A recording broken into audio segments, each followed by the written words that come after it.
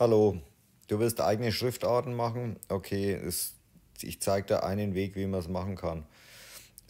Ich habe hier einfach bloß einen Buchstaben erstellt, den habe ich schon als JPEG gespeichert. Dann brauchen wir als nächstes eine App, das ist Adobe Capture. Also du musst das in eine SVG umwandeln. Ich gehe auf die Filmrolle, also das ist dieses A. Das wird dann jetzt eine Vektorgrafik. Das speichere ich.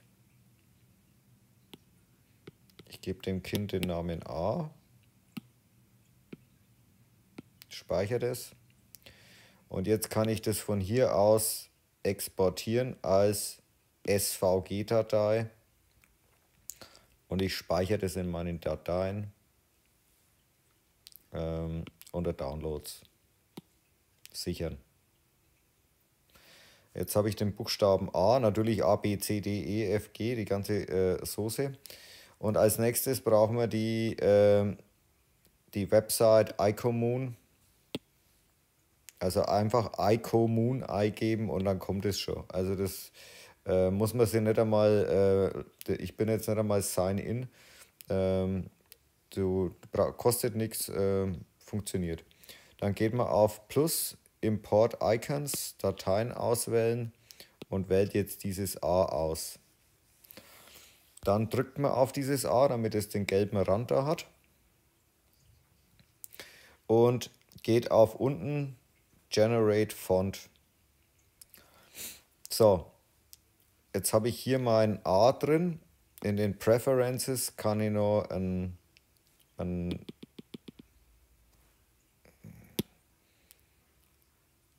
ich mache jetzt mal A Font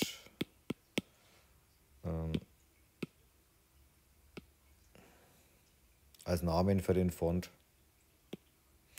Und hier bei dem A drückt man jetzt auf dieses kleine Kreuzchen oder Viereckler und gibt jetzt halt auch den Buchstaben A ein.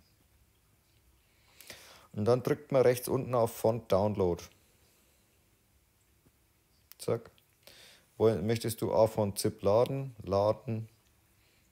Zack, A von ZIP ist schon fertig. Und dann geht man auf die Dateien. Downloads A von ZIP. Kann man öffnen. Hier sind jetzt alle Dateien drin unter wenig Krampf und unter den Fonts ist dieser A-Font TTF drin.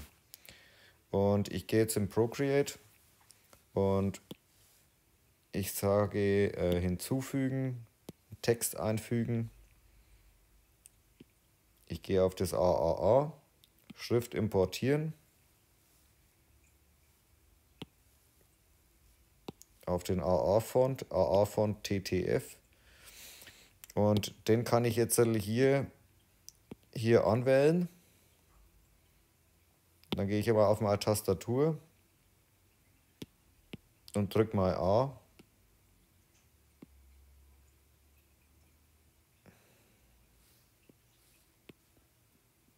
Und schon habe ich mein A als Schriftart auf der Tastatur hier drin. Viel Vergnügen beim Schriften basteln. Tschüss.